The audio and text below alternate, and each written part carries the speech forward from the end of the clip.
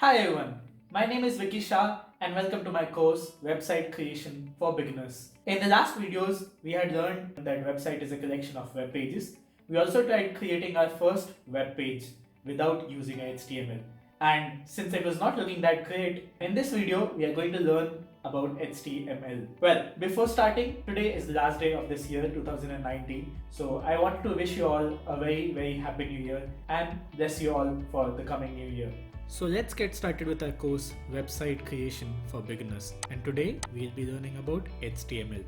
Before learning about HTML, there might be a question that might come up in your mind. Why should I learn HTML?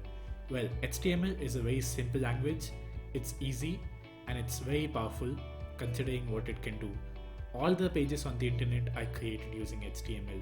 Now let's move on to the next step. Technically, the abbreviation for HTML is Hypertext Markup Language, and it is a language that is used to create web pages. Now, something that we should understand, web page is viewed in a web browser, isn't it? And a web page can include links, pictures, videos, sound, dynamic content. So HTML will mark each of these content based on their type. So HTML will help the browser understand that hey, this content is text, this other content is a picture, and this other content again is a sound. So the browser can do this particular differentiation and display correct content at correct places using the help of HTML. To make it simple, HTML is a language that helps the web browser understand what kind of content it is and how to display it. People say that my website is created using PHP or a .NET. Well, what does it mean?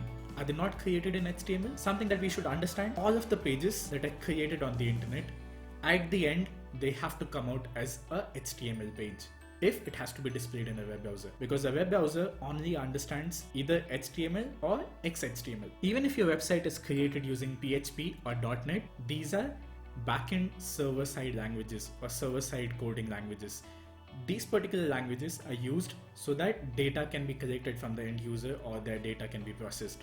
For example, when you log into a page, you enter your email ID and your password, you enter some data, right? Now that data is taken to the server and processed by the server using these languages. However, these languages, they process all the information and the final output has to be in HTML so that the web browser can understand. To make it simple, the browser understands only one language, which is HTML. Whatever codes that you use on the backend is just for processing data. The final output has to be in HTML so that the web browser can understand. Now that we know what is the HTML and what is the importance of HTML, without HTML, there will actually be no web pages. So that's the power of HTML. Let's say if you have to create a static website which does not collect any data, you can simply create it using HTML. If you have to create a dynamic website which collects a lot of data or which takes data from the user, that is where the final output will be in HTML. However, in the backend, there will be different languages, there will be different scripts which are made in different languages. So now that we know about HTML and different programming languages that are there on the internet and why they are used, let's move on to the next part. So now that we know what is HTML, let's understand how does a HTML page look like. To make it simple, let's look at the picture that you see on the right. A HTML page looks exactly as a human body. As a human, we have a head and then we have a body, and including the entire thing, there is a human, right? So a HTML page is designed in the same manner as well. The code starts with HTML and then ends with HTML, and on the top you have the head and then you have the body. So HTML page is defined using tags. Now look at this. Here it says HTML, which is under a bracket that is made out of greater than and less than sign. This is a tag. This entire thing is a tag. Now remember certain things. A tag which is opened has to close as well, mostly. For example, you see the HTML has opened here, right? So we've closed HTML as well. While closing it, we will use a / right before ending it. For example, we've opened the head section here. We've closed the head section. We've opened the body section here and we've closed the body section as well. So if we don't close a tag, it might break the entire page code. So similar to a human body, we have a head and then we have a body. In the head, we'll have eyes, we'll have nose, we'll have mouth, and so on. Similar to that, we'll have certain context that will come under head in a HTML page. And in body, we have hands and other parts. So similar to that, most of the other content or important content that you see on the web page will come under the body section. To give you a heads up, head will have title, meta descriptions, and so on. A body will have the actual content of the web page. Now that we know about the basic structure of a HTML page, which is similar to a human body. There's a head and then there's a body.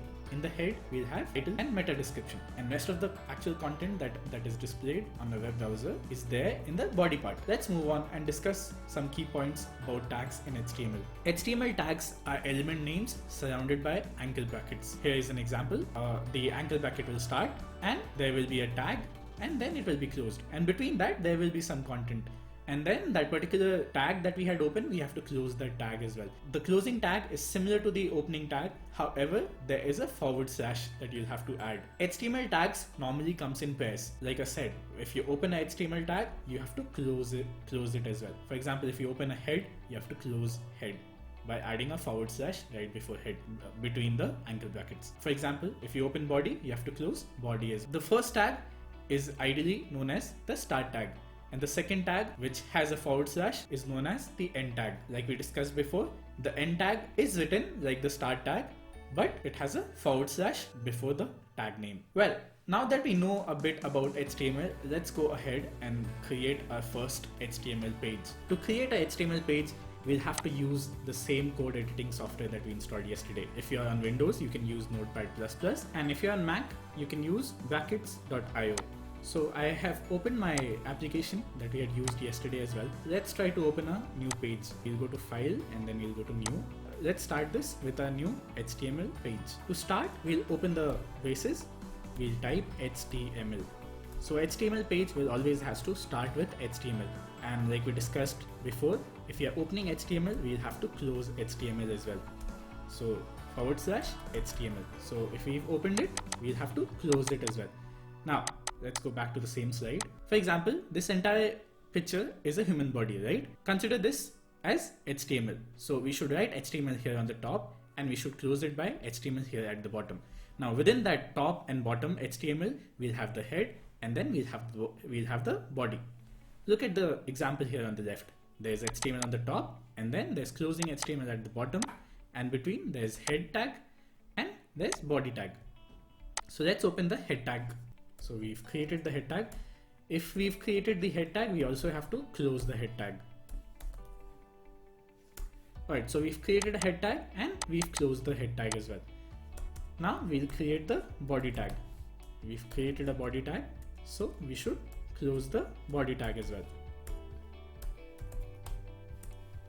Alright, so we have created our HTML page. We've added the HTML tags, under which we've added the head tags, and then we've added the body tag. We've closed the body tag, and then we've closed the final HTML tag as well. Let's save this page. Similar to yesterday, we'll save this page on the desktop so that we can easily find it later.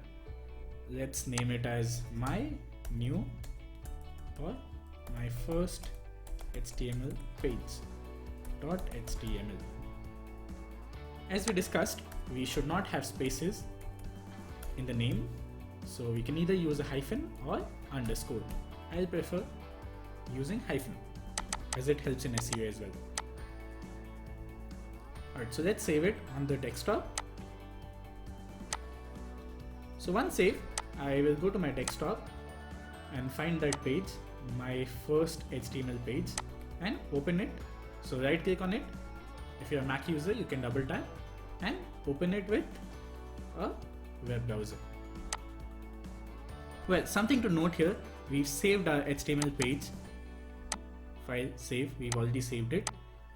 However, on the right, we do not see anything. So something that we should understand, these HTML tags, they are not visible in the web browser. It's only for the browser to understand.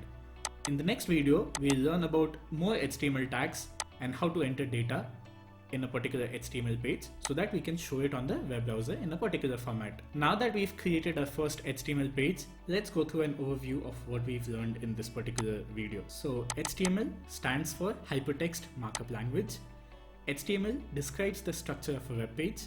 HTML page consists of series of elements. These elements are defined by tags. HTML elements tells the browser how to display the content. HTML tags label pieces of content such as heading, paragraph, body, and so on. More of this we'll discuss in the next video. Lastly, as seen in our tutorial, browsers do not display the HTML tags, but use them to render the content of the page so that the actual content can be properly displayed. Now that we know what is a HTML and we've created our first HTML page, I will sign off for now, and in the next video we'll learn about more tags and how to use tags and display our content into a HTML page. We learn how to display our content, which can be a text or an image or a video, using HTML in a HTML page. Please do not forget to subscribe the channel and like the video. If you have any questions or any doubts, you can leave that in the comment. I'll be happy to answer that for you. And before ending, Happy New Year everyone.